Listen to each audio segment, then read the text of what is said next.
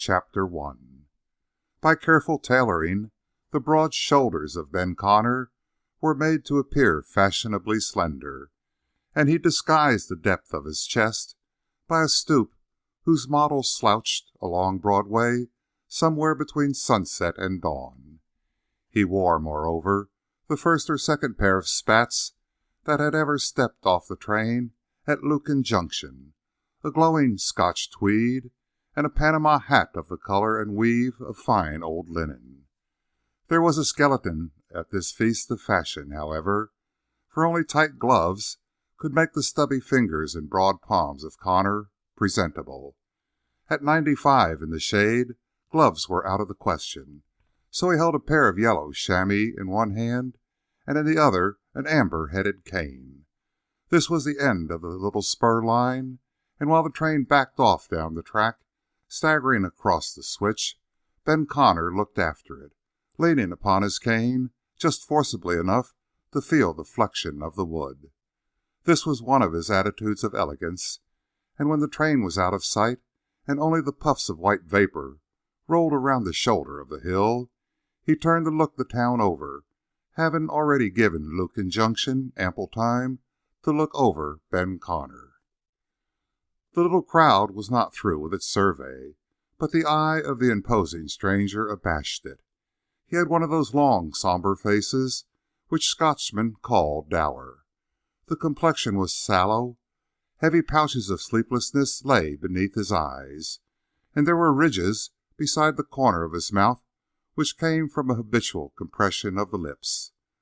Looked at in profile, he seemed to be smiling broadly, so that the gravity of the full face was always surprising. It was this that made the townfolk look down. After a moment, they glanced back at him hastily. Somewhere about the corners of his lips or his eyes there was a glint of interest, a touch of amusement, they could not tell which. But from that moment they were willing to forget the clothes and look at the man. While Ben Connor was still enjoying the situation, a rotund fellow bore down on him. "You're Mr. Connor, ain't you? You wired for a room in the hotel? Come on, then. My rig is over here. These your grips?" He picked up the suitcase and the soft leather traveling bag and led the way to a buckboard at which stood two down-headed ponies. "Can't we walk?" suggested Ben Connor, looking up and down the street at the dozen sprawling frame houses, but the fat man stared at him with calm pity. He was so fat and so good-natured that even Ben Connor did not impress him greatly. "Maybe you think this is Lucan?" he asked. When the other raised his heavy black eyebrows, he explained, "This ain't nothing but Lucan Junction. Lucan is clear round the hill. Climb in, Mr. Connor." Connor laid one hand on the back of the seat, and with a surge of his strong shoulders, leaped easily into his place. The fat man noted this with a roll of his little eyes, and then took his own place, the old wagon careening toward him as he mounted the step. He sat with his right foot dangling over the side of the buckboard, and a plump shoulder turned fairly upon his passenger, so that when he spoke he had to throw his head and jerk out the words. But this was apparently his time-honored position in the wagon, and he did not care to vary it for the sake of conversation. A flap of the loose reins set the horse jog-trotting out of Lucan Junction, down a gulch which aimed at the side of an enormous mountain, naked, with no sign of a village or even a single shack among its rocks. Other peaks crowded close to the right and left, with loftier ranges behind, running up to scattered summits white with snow and blue with distance. The shadows of the late afternoon were thick as fog in the gulch, and all the lower mountains were already dim, so that snow peaks in the distance seemed as detached and high as clouds. Ben Connor sat with his cane between his knees and his hands draped over its amber head and watched those shining places until the fat man heaved his head over his shoulder. "Most like somebody told you about Townsend's hotel?" His passenger moved his attention from the mountain to his companion. He was so leisurely about it that it seemed he had not heard. "Yes," he said, "I was told of the place." "Who?" said the other expectantly. "A friend of mine." The fat man grunted and worked his head around so far that a great wrinkle rolled up his neck close to his ear. He looked into the eye of the stranger. "Me being Jack Townsend, I'm sort of interested to know things like that. The ones that like my place and them that don't." Connor nodded, but since he showed no inclination to name his friend, Jack Townsend swung on a new tack to come to the windward of this uncommunicative guest. Lukin was a fairly inquisitive town, and the hotel proprietor usually contributed his due portion and more to the gossips. "Some comes for one reason and some for another," went on Townsend, "which generally is to hunt and fish. That ain't funny, come to think of it, because outside of liars, nobody ever hooked finer trout than what comes out of the Big Sandy. Some of 'em comes for the mining. There was a strike over to South Point last week, and some for the cows, but mostly it's the fishing and the hunting." He paused, but having waited in vain, he said directly, "I can show you the best holes in the Big Sandy." There was another of those little waits with which, it seemed, the stranger met every remark. Not a thoughtful pause, but rather as though he wondered if it were worth while to make any answer. "I've come here for the silence," he said. "Silence," repeated Townsend, nodding in the manner of one who does not understand.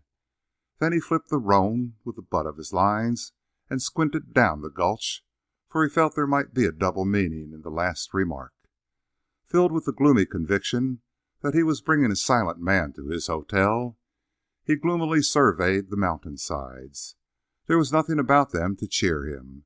The trees were lost in shadows, and all the slopes seemed quite barren of life. He vented a little burst of anger by yanking at the rein of the off-horse, a dirty gray. "Giddy up, Kitty, damn your eyes." The mare jumped, struck a stone with a forefoot, and stumbled heavily. Townsend straightened her out again with an expert hand and cursed. "Of all the no-good horses I ever see," he said, inviting the stranger to share in his just wrath, "this Kitty is the outbeatingest no-good rascal. Get on, fool." He clapped the reins along her back and puffed his disgust. "And yet she has points. Now I ask you, did you ever see a truer steel dust? Look at that high croup and that straight rump. Look at them hips, I say, and a chest to match 'em. But they ain't any heart in her. Take a horse through and through," he went on oracly. "They're pretty much like men, mostly, and if a man ain't got the heart inside, it don't make no difference how big around the chest he measures." Ben Connor leaned forward, studying the mare. "Your horse would be all right in her place," he said. "Of course, she won't do up here in the mountains." Like any true Westerner of the mountain desert, Jack Townsend would far rather have been discovered with his hand in the pocket of another man than to be observed registering surprise. He looked carefully ahead until his face was straight again. Then he turned. "Where do you make out her place to be?" he asked carelessly. "Down below," said the other without hesitation, and he waved his arm. "Down in soft, sandy, irrigation country she'd be a fine animal." Jack Townsend blinked. "You know her?" he asked. The other shook his head. "Well, damn my soul," breathed the hotel proprietor. "This beats me. Maybe you read a horse's mind, partner." Connor shrugged his shoulders, but Townsend no longer took offense at the taciturnity of his companion. He spoke now in a lower, confiding voice, which indicated an admission of equality. "You're right. They said she was good, and she was good. I seen her run. I saddled her up and rode her 30 miles through sand that would have broke the heart of anything but a steel dust, and she comes through without batting an eye. But when I got her up here, she didn't do no good.